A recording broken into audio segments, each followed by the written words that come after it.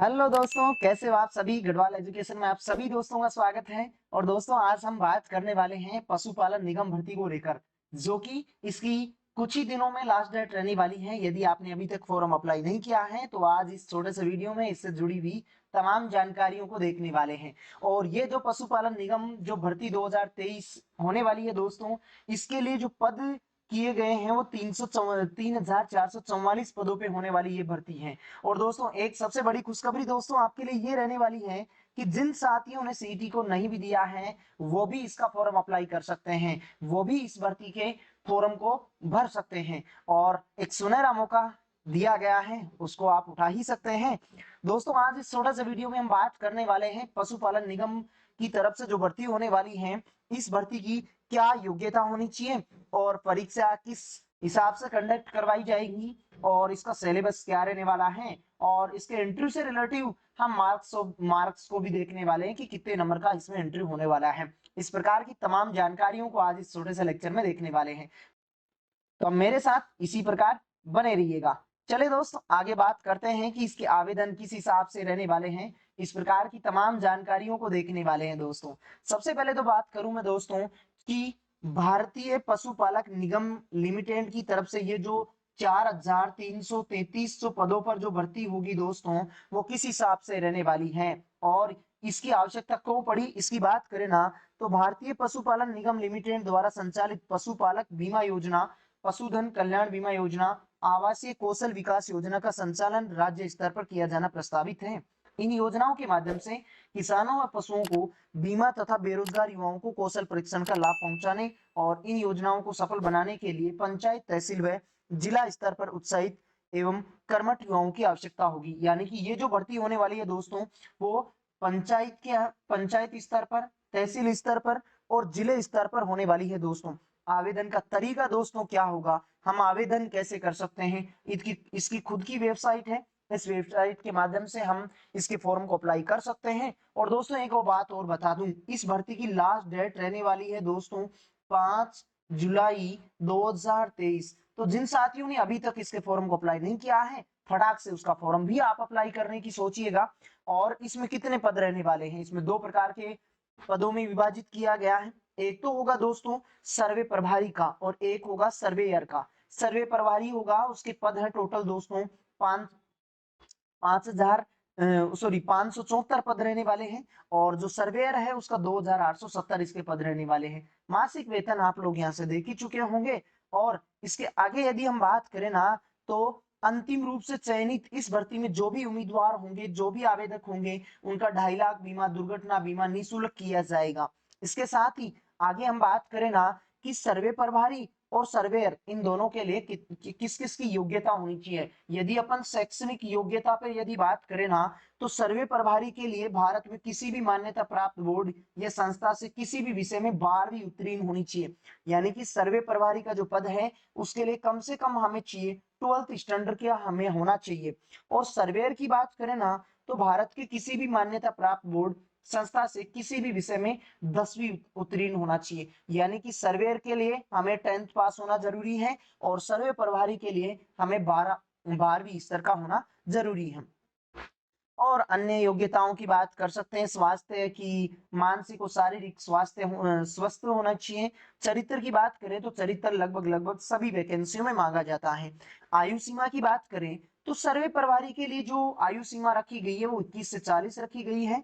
और सर्वेयर के लिए दोस्तों रखी गई है 18 से 40 रखी गई है। आवेदन की मैंने अंतिम तिथि आप लोगों से डिस्कस कर ही ली है कि इस भर्ती का अंतिम डेट रहने वाली है फॉर्म अप्लाई करने की। आवेदन की अंतिम तिथि, आवेदन की दोस्तों अंतिम तिथि रहने वाली है 5 जुलाई 2023। तो जिन भी दोस्तों ने अभी तक इसका फॉर्म अप्लाई नहीं किया है तो वेट किसका कर रहे हैं। यदि आप इस भर्ती में इंटरेस्ट रखते हैं, यदि इस भर्ती के प्रति आपकी रुचि है, तो इसका फॉर्म आप फटाक से अप्लाई करें।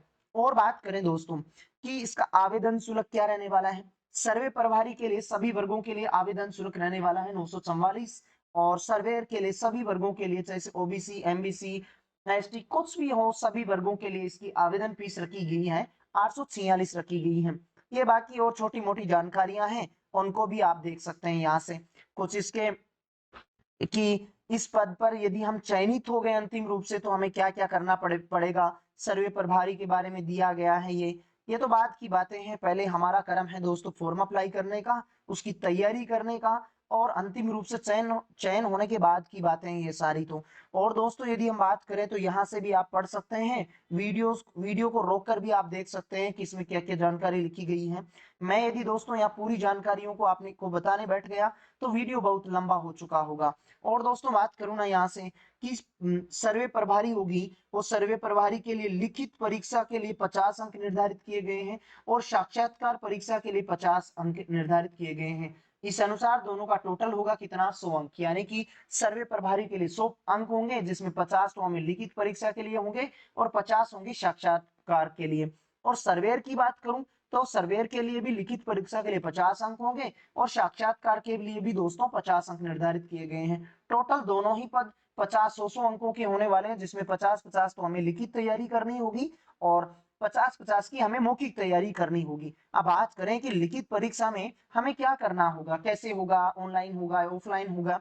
तो दोस्तों बात करूं इस भर्ती के लिए ऑनलाइन ये जो परीक्षा होगी दोस्तों ऑनलाइन माध्यम से ली जाएगी, यानी कि ये जो मैं आपको बता रहा हूँ पशुपालक जो भर्ती होगी या वो चाहे से कोई सा ही पद हो, पशुपालक जो भर्ती होगी ये दोस्तों ऑनलाइन मोड में होगी। किस मोड में होगी, ऑनलाइन मोड में होगी। आवेदन की प्रक्रिया के बारे में भी आप देख सकते हैं। दोस्तों अब बात करते हैं हम सिलेबस पे कि इस भर्ती के लिए हमें क्या क्या पढ़ना होगा, और बात करते हैं इसके सिलेबस पे। ये जो कंप्यूटर आधारित ऑनलाइन परीक्षा का सिलेबस की बात करूं ना तो इस ऑनलाइन परीक्षा में पूछे जाने वाले कुल प्रश्नों की संख्या रहने वाली है 50। सभी प्रश्न ऑब्जेक्टिव टाइप प्रकार के होंगे। परीक्षा का समय 30 मिनट का होगा, यानी कि 50 क्वेश्चन हमें 30 मिनट में हैंडल करने होंगे। परीक्षा के समय एवं दिनांक की सूचना आवेदन को उसी उसकी रजिस्टर ईमेल पर भेजी जाएगी। सही उत्तर के लिए 1 अंक दिया जाएगा, गलत उत्तर पर कोई भी नेगेटिव मार्किंग नहीं होगी। अतः आवेदक सभी प्रश्नों का उत्तर अनिवार्य रूप से दे सकता है। परीक्षा के उत्तीर्ण होने के लिए कम से कम हमें 33% अंक लाना अति आवश्यक होगा और परीक्षा में क्वालिफाई या पास मार्किंग में किसी भी प्रकार की कोई छूट या आरक्षण नहीं है। ये सबसे बड़ा इसमें बहुत अच्छा योगदान है इसका। और बात करूं ना ऑनलाइन परीक्षा का तरीका क्या होगा, तरीका हम देख चुके हैं कि परीक्षा में दिनांक के ठीक 2 दिन पहले आवेदन को ईमेल पर भेजा जाएगा। परीक्षा के समय से 15 मिनट पहले यह लिंक एक्टिवेट होगा। परीक्षा शुरू होने के समय से 15 मिनट पहले ही परीक्षा लिंक पर क्लिक कर आवेदक को सभी औपचारिक पूरी करनी होगी। आवेदन को परीक्षा देने के लिए निम्न लिंक पर क्लिक करना होगा। ये छोटी मोटी बातें हैं वो आप पढ़ सकते हैं वीडियो को रोककर भी। और टेलीग्राम लिंक पे दोस्तों मैं ये पीडीएफ भी आपको लोगों के साथ शेयर कर दूंगा। यदि दोस्तों आप मेरा टेलीग्राम चैनल ज्वाइन नहीं किया है तो मेरा टेलीग्राम चैनल भी ज्वाइन करें। डिस्क्रिप्शन बॉक्स में आपको लिंक दिया गया होगा या आप टेलीग्राम पर सर्च भी कर सकते हैं। टेलीग्राम पे सर्च करना होगा गढ़वाल एजुकेशन।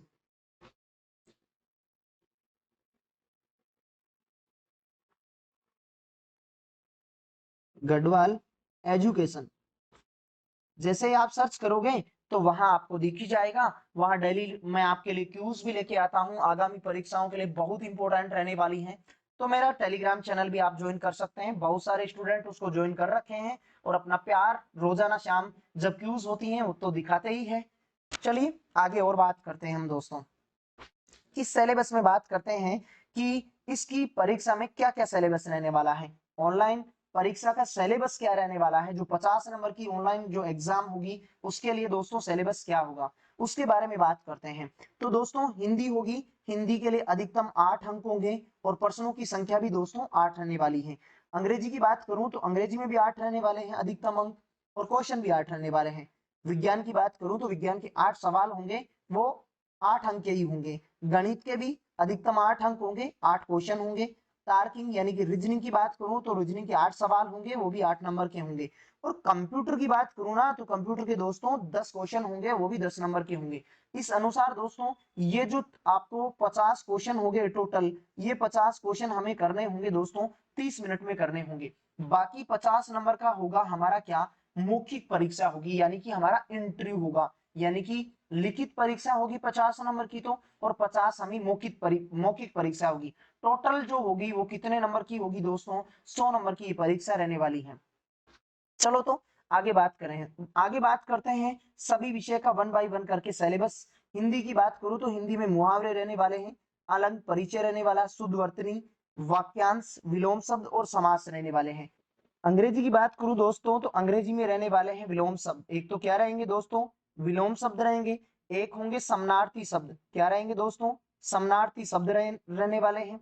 और यदि और बात करूं तो एक होगा वाक्य को पूरा करना, वाक्य को पूरा करना। ये अंग्रेजी विषय के 3 टॉपिक्स दिए गए हैं। और यदि गणित की बात करूं तो गणित में दोस्तों प्रतिशत है, लाभ हानि है, समय दूरी है, समय काम हो गया, सरलीकरण हो गया, औसत हो गया, ये टॉपिक्स दिए गए हैं।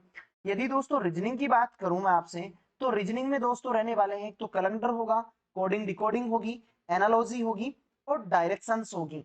दैनिक विज्ञान की बात करूं तो विज्ञान की मूल बातें होंगी या उसमें शाखाएं आती हैं, आवर्त सारणी होगी, महत्वपूर्ण तत्वों की जानकारी, अणु हो गया, रासायनिक यौगिक यानी कि सूत्र वगैरह, ऐसा कुछ पूछा जा सकता है। जीव विज्ञान की मूल बातें होंगी, पौधों में प्रजनन और पौधों और उनकी संरचना, शुरू में जीव और एपिडर्मल जो कोशिकाएं होंगी, ये विज्ञान का सिलेबस रहने वाला है। कंप्यूटर के सिलेबस की बात करूं तो कंप्यूटर के सिलेबस को भी देख पा रहे होंगे, एमएस ऑफिस हो गया, हार्डवेयर हो गया, सॉफ्टवेयर हो गया, कीबोर्ड के फंक्शन, नेटवर्क प्रौद्योगिकी, वर्ल्ड वाइड वेब होगा, इंटरनेट प्रौद्योगिकी होगी। इस प्रकार दोस्तों ये आज हमने देखा है कि पशुपालक भर्ती के लिए जो सिलेबस रहने वाला है, वो सिलेबस कंप्यूटर आधारित जो परीक्षा होगी उसके लिए क्या इसका सिलेबस रहने वाला है। बाकी पीडीएफ के माध्यम में भी यदि आपको किसी प्रकार की जानकारी में डाउट हो तो वो पीडीएफ से आप लोग पढ़ सकते हैं। मेरे टेलीग्राम चैनल पर पीडीएफ आपको अवेलेबल करवा ही दी जाएगी। यदि आपने मेरा टेलीग्राम चैनल ज्वाइन नहीं किया है तो डिस्क्रिप्शन बॉक्स में फटाक से जाइएगा, उसमें लिंक दिया गया है सबसे ऊपर की तरफ, वहां जाके आप मेरे टेलीग्राम चैनल को भी ज्वाइन कर सकते हैं। चले दोस्तों, इसी प्रकार अगले वीडियो में आपसे बहुत जल्द ही मुलाकात करता हूं। तब तक के लिए आप सभी का तहे दिल से धन्यवाद।